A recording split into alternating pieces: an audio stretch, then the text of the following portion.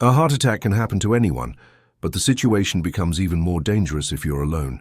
In such a moment of panic and confusion, it's important to know what actions to take to give yourself the best chance of survival. In this video, we're going to walk through 5 key steps that can help you handle a heart attack if you're alone. Remember, the steps we discuss are critical to follow immediately after you begin to experience symptoms of a heart attack. The quicker you act, the better your chances of survival and minimizing damage to your heart. Step 1. Recognize the symptoms. The first and most crucial step when dealing with a heart attack is recognizing the symptoms. A heart attack can strike unexpectedly, and being able to identify the signs can save your life. The symptoms can vary from person to person, and they may be subtle or severe. It's important to listen to your body and pay attention to what's happening. Here are some of the most common symptoms to watch out for. Chest pain or discomfort.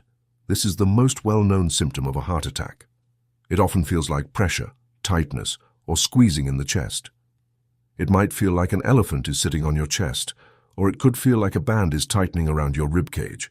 The discomfort may also be sharp or stabbing, but in many cases, it's more of a dull, heavy ache.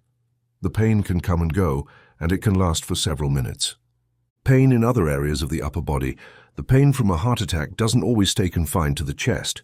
It can radiate or spread to other parts of the upper body, including the arms, especially the left arm, back, neck, jaw, or stomach.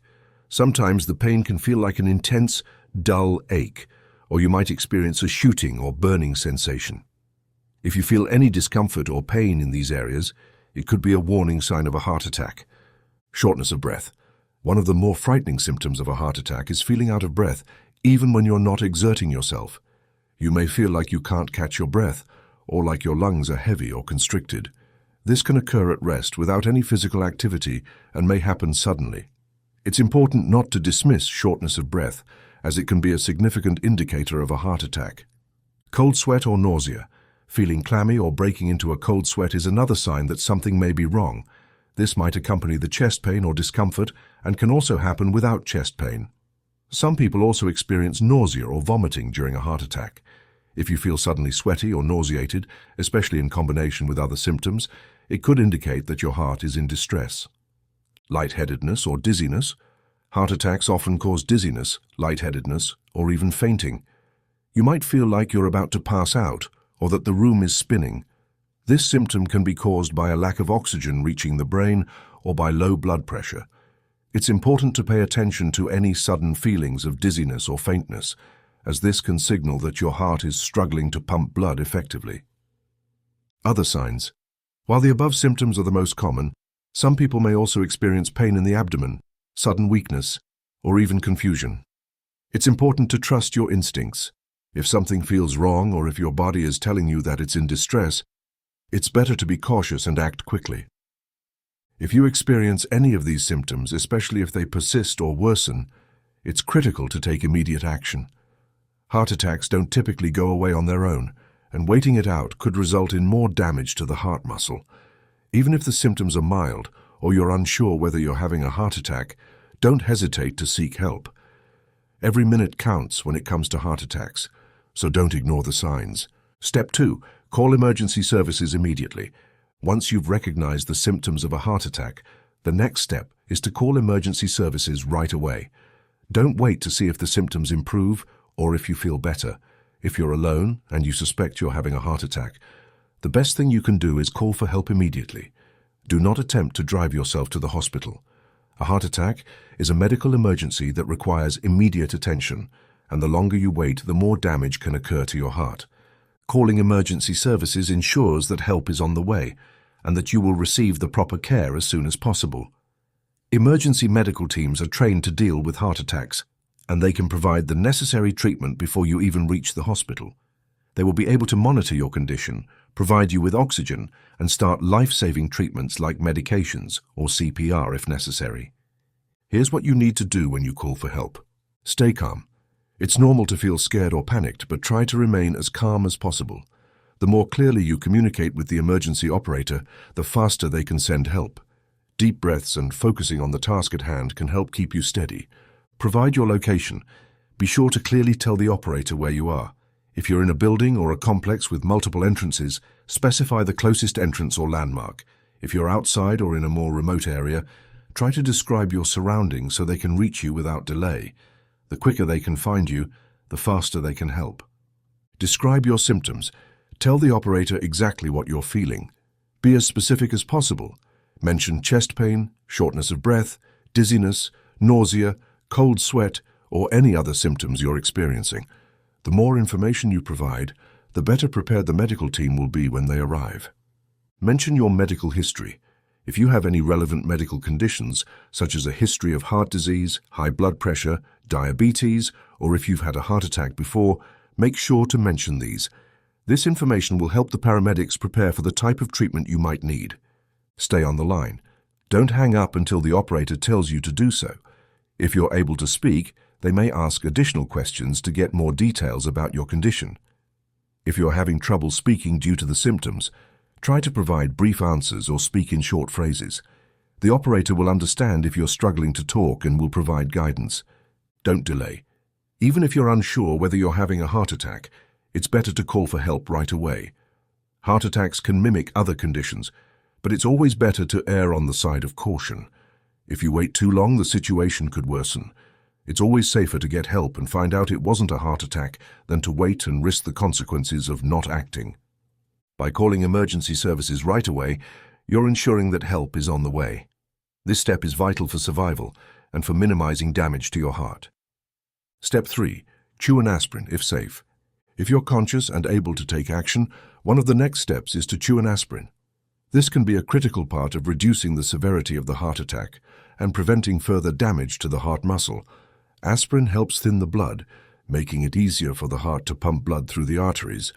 By reducing clotting, aspirin can help stop a blood clot from growing larger, which might otherwise obstruct the blood flow to the heart.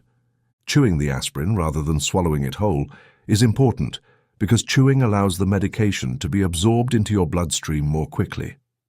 This quick absorption can begin working almost immediately, helping to prevent further damage to the heart muscle during the wait for emergency responders.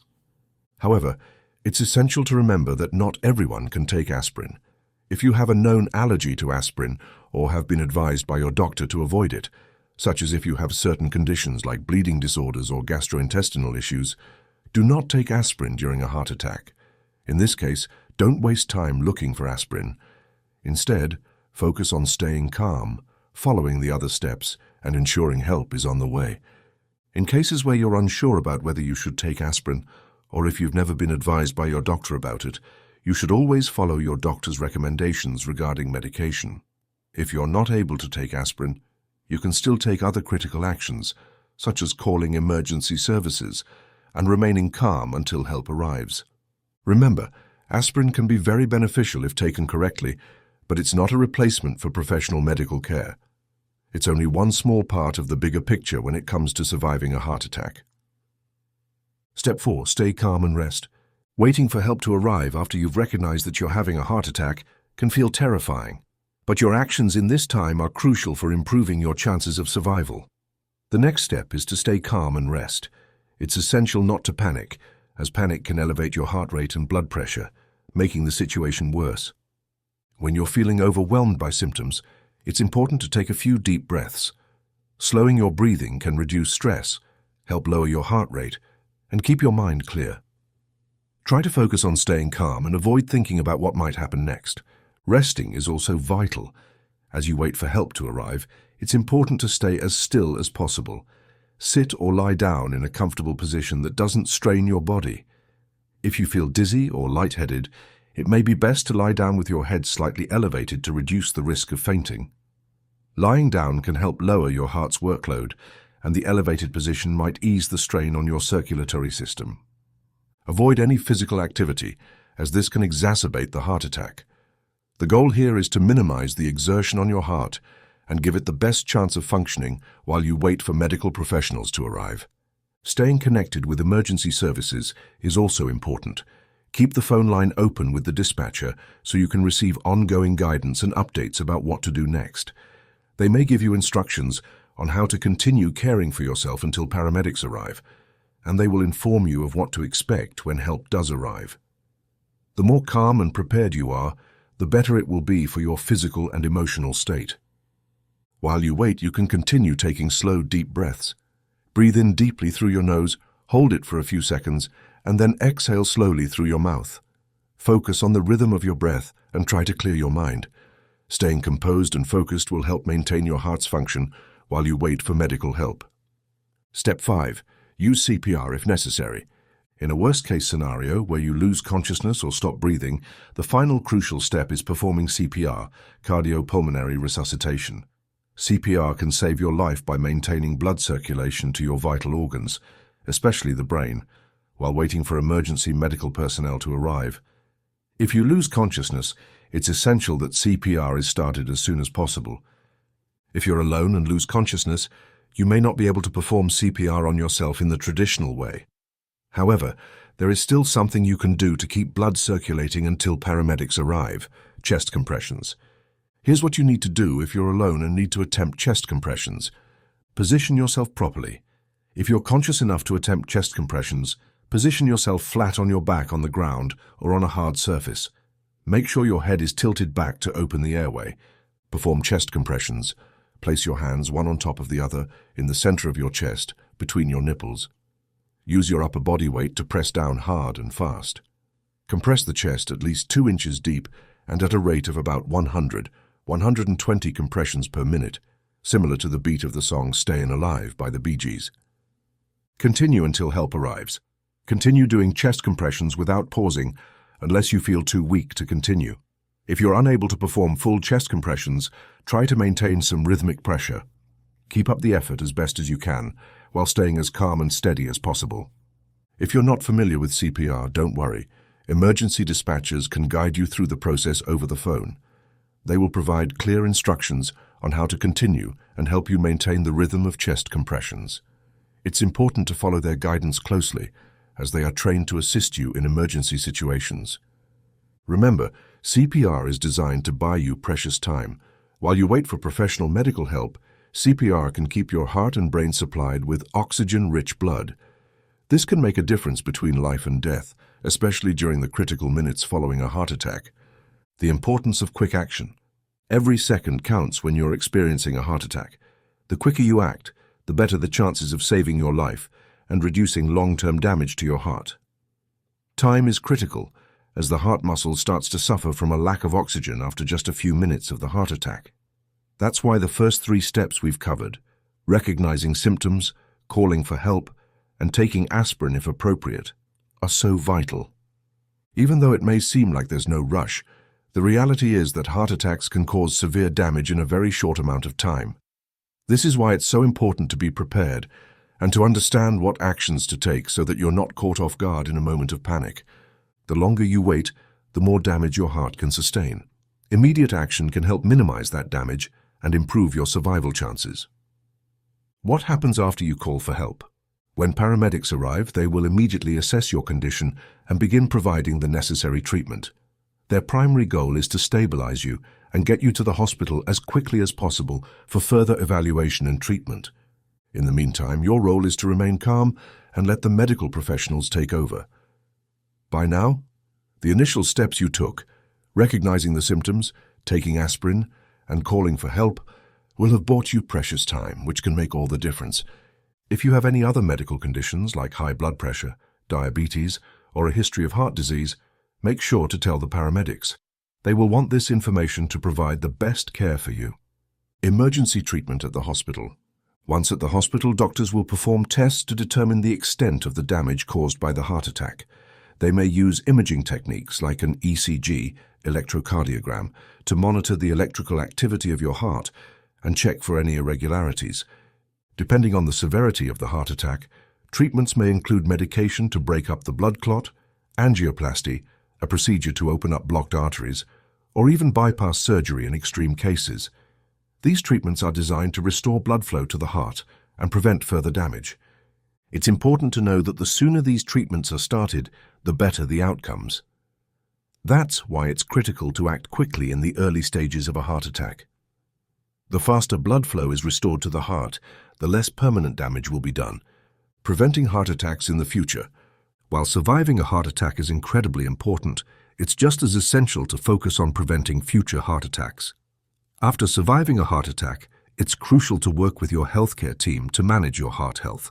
This includes following a healthy diet, low in saturated fats and high in fruits, vegetables and whole grains, engaging in regular physical activity as recommended by your doctor, managing stress levels through relaxation techniques or therapy, taking prescribed medications to manage blood pressure, cholesterol or diabetes, quitting smoking and limiting alcohol intake. Prevention is key to living a long, healthy life after a heart attack. By making these lifestyle changes and following your doctor's advice, you can help protect your heart and reduce the risk of another heart attack. Key takeaways. To summarize the 5 key steps to handling a heart attack when you're alone, recognize the symptoms of a heart attack, including chest pain, shortness of breath, dizziness, and nausea. Call emergency services immediately. Don't attempt to drive yourself to the hospital. Chew aspirin if you're able, and it's safe for you to do so. Stay calm and rest while waiting for help to arrive. Avoid exerting yourself and keep your breathing steady. Perform CPR if necessary. If you lose consciousness and stop breathing, CPR can save your life. Quick action is vital when it comes to heart attacks. By recognizing the symptoms, acting quickly, and following these critical steps, you increase your chances of survival and reduce the risk of long-term heart damage. Conclusion: be prepared. It's a scary thought to face a heart attack while alone, but knowing the right steps to take can make all the difference. With the right preparation and a calm approach, you can handle the situation effectively. Always be proactive in understanding your health and be aware of the risks you face. It's also important to have a plan in place in case of emergencies, whether it's learning CPR, having a list of emergency contacts, or ensuring your home is equipped with easy access to medical supplies. Remember, heart attacks are a medical emergency, and the faster you take action, the better your chances of survival. Stay informed, stay calm, and know that help is always just a phone call away. Thank you for watching. Stay safe, take care of your heart, and don't hesitate to seek help if you feel unwell.